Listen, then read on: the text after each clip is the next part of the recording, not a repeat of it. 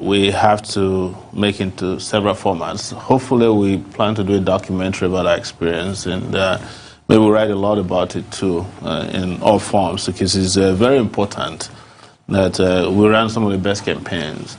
And even as the elections were rounded off and they had to allocate votes, they gave us some of the best votes from the youth bloc, as we like to call it. So that shows clearly that, you know, everybody came to the appreciation that we ran a fantastic campaign. So next plan is to really start talking to people, you know, our generation, to take the bull by the horn, not to be complacent, not to be afraid, to understand that for this country to achieve the greatness that we all talk about, something drastic has to be done. What I find very interesting is, you know, the buyer's remorse. They haven't even sworn in the people who won the election, and everybody is regretting already. But we can't keep regretting for another 4 years. So we have to do something very critical about Nigeria. Otherwise, Nigeria is slipping away before our very eyes.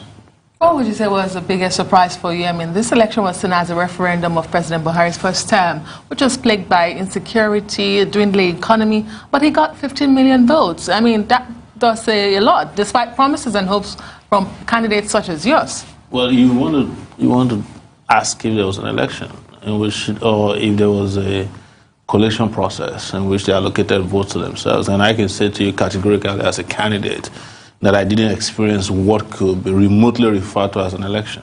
You can't call what happened on February 23rd an election. It was just an act of aggression against Nigerian people by very well-known political operators in the system. That is why I said earlier that we have to do something drastic about Nigeria, so that the definition of democracy and the processes of democracy will be something that we can actually attest to in our own institutional life here. What happened in February is not democracy. It's nothing near a democratic process. It was, yeah. The last time you were on this program, yes, with your campaign manager, yes, you said you were running an ideas-driven campaign. That's right. You were not distributing money. Yeah. But we saw you went around the country, you know, you mobilized young people and all of that. How costly was it for you, even if you had a GoFundMe thing on the internet? Did you lose money, or you ended up making money from people who eventually came to support you? No. We came out and asked for people to support us, and every cent we made, every kobo, every dime we made from it, we reinvested back into the campaigning process, and we campaigned everywhere in this country. We have sufficient evidence to show that we went everywhere. You know, in fact, we went to some of the roads least traveled in Nigeria. You can't believe that I was in Zamfara State twice campaigning, including going to the border areas. We went past places that a few weeks later became killing fields. We traveled to about 34 states. I said it so many times. So we didn't see it as loss of money. We spent about, close to 160 million naira that we raised in the campaign. But that's chicken change compared to our competitors. That's probably, the money some of the big parties will spend in one rally in a state. Just one rally is what it will consume even more. But did you also have to buy votes on election day? No, come on. We had no reason to buy votes. It was like, it was ideas. Everything we did was driven by fresh ideas. And you saw that after the election, some of the ideas are becoming global ideas. Yesterday, people were sending me stories from Uganda about, marijuana. Uganda is now exporting marijuana to Canada. Give up on I won't. Yesterday also, there was a topic that was trending about 2012 when Senegal gave up on its Senate. Just so that they can reinvest the money in social services. And those are so many of the ideas that drove our campaigning throughout that period that we're talking about. So people are starting to understand that, these ideas are not just ideas that we pull from the heart, because they were things that were fully discussed in town hall meetings and rallies across the country. Indeed, fresh ideas. Because you created an impression that you and your party were against the old order and that nothing good can come out from the APC. Yes. But let me take you to Rivers State, where your party was endorsed by the APC in the governorship elections. How did you come about that? No, we had no hand in it, and we made that very clear. The party leadership was not aware of the kind of rapport that existed between the candidate and the APC operators. And even the APC eventually came out and said it wasn't an APC thing. It was, I think, Amechi who wanted to fight Wike, and they found a willing candidate in the AAC candidate. And we immediately issued a statement. I also went on BBC to say that we're not part of that. So that's not the kind of relationship we wanted.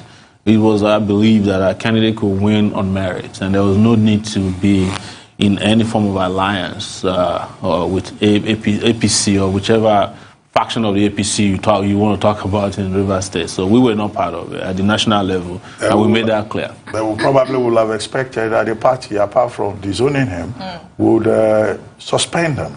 No, and accuse him of anti-party activities. We have a process for doing that, and that would still happen. You know, you just don't wake up as a party leader and suspend members without letting the process take its course. So, but we are very clear, we're vehemently clear about the outcome. It wasn't as if we endorsed either Wike or Amechi, but we just don't want to be part of any shady arrangement between our party and the APC. We're very clear about the fact that the APC cannot take Nigeria to the promised land, and there was no reason for us to be in cahoot with APC in Rivers State, as it later turned out. So we're very clear about that. The leadership of the party is very clear. Our position has been made clear over time.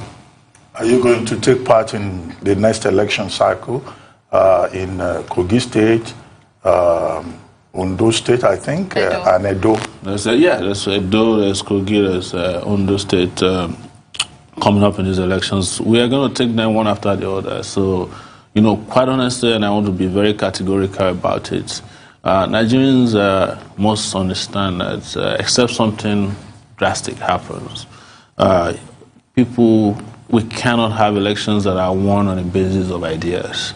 They have already destroyed the basis for any progressive politics with money, and people are backward. And that was part of what we were discussing throughout the election, that you cannot have a country where young people tell people who are brilliant, who have ideas, to go and run for councillor, while people with antiquated ideas are recommended to be presidential candidates. That's why the country is the way it is. But we will look at them. But I want to say, except a revolution happens in this country, the same way they had in Sudan or probably Algeria, it's going to be difficult, to have free and fair elections. And I'm saying it so that we don't have any illusion, that somehow if there is not a battle of wits, that the democratic space will open up good enough for us to have a country where good people, great ideas can rule the country of Nigeria.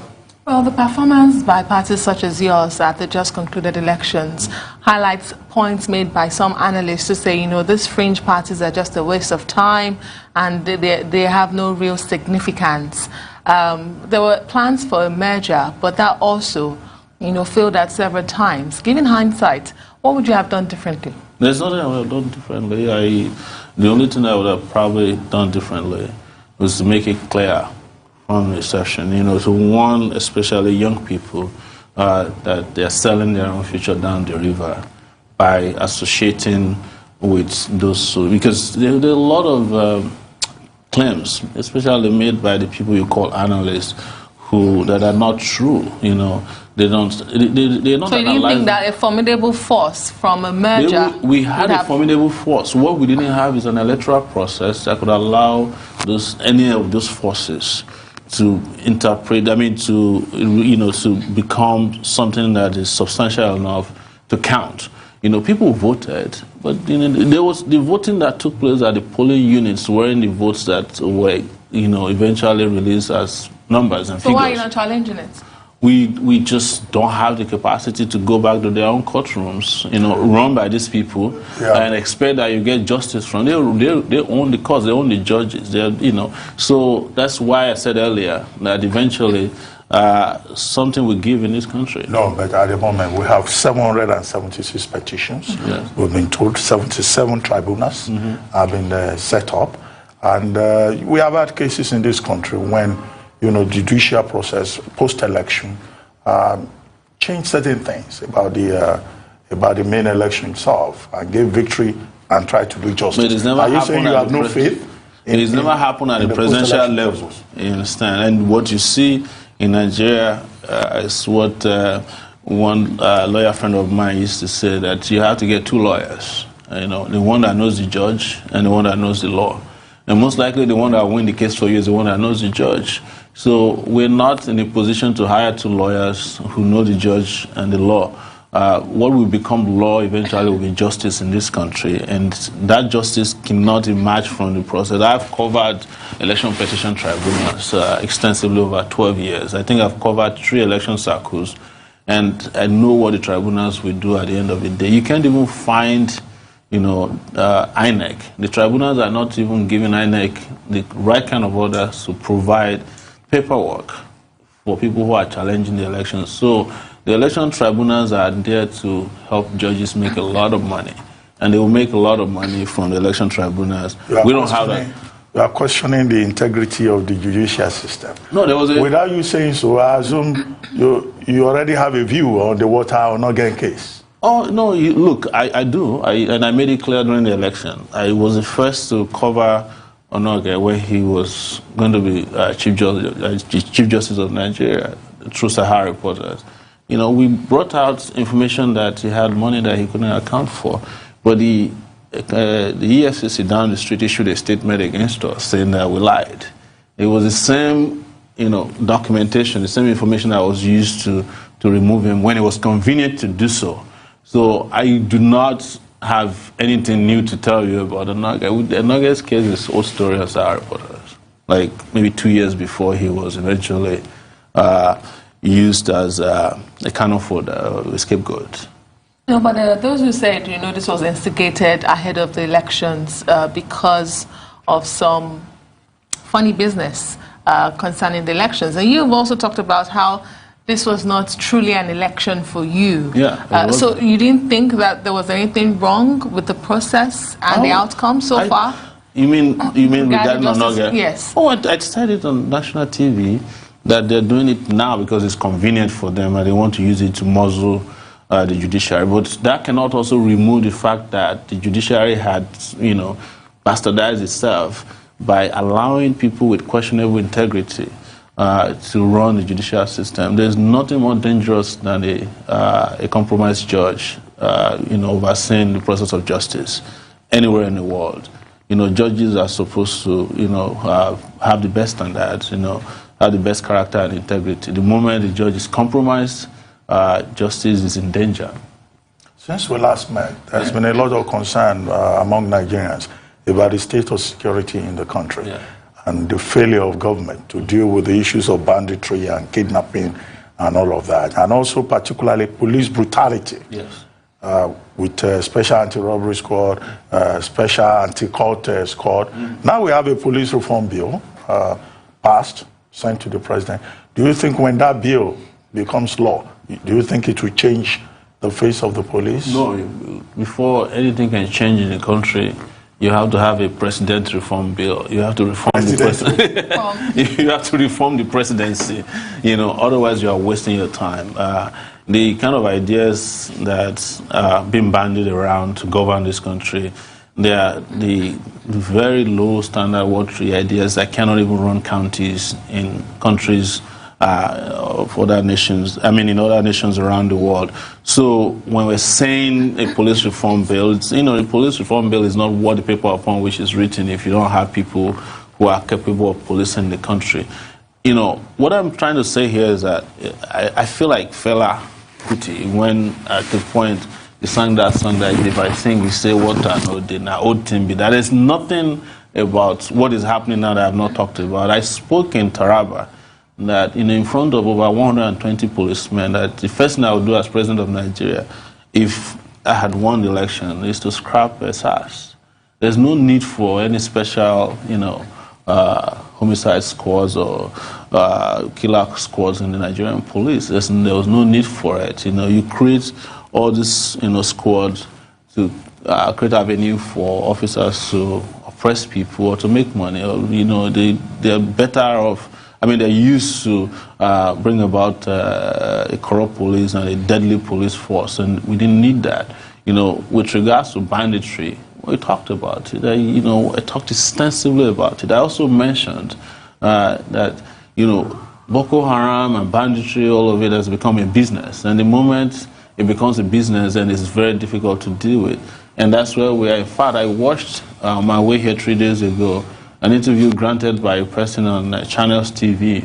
And he was saying that he had 50 relatives who are in Boko Haram. And he said in, I think, Goza, there is a demarcation between the Nigerian army and Boko Haram. Boko Haram is on one side and the army is on the other side, and they don't attack each other. So, and that's a country in which you are told that, we are fighting Boko Haram, but there's a Boko Haram territory that the Nigerian government don't touch. He said it, and this has not been disputed. In fact, Garba Shehu was sitting next to this particular fellow in that interview. But these are things that we've spoken extensively about regarding Nigeria and the state of security in the country, or insecurity as you want to call it. These characters who are running our country today, our leaders of today, the politicians today, don't have the capability to run a country, in a safe manner. They don't have it. You give them another 20 years, they have nothing else to offer you. You're just wasting your time, or we're wasting our time. Well, will you run again? I'm constantly running. So, will you run for president? I would say that there's a lot of work that needs to be done, and I am not looking at the presidency of Nigeria from the point of what you wait for 4 years to run for. If we can get our country, if we can take our country back tomorrow, I will be happier than waiting for another 4 years. But if it takes 4 years to get it right, you definitely hear from me again.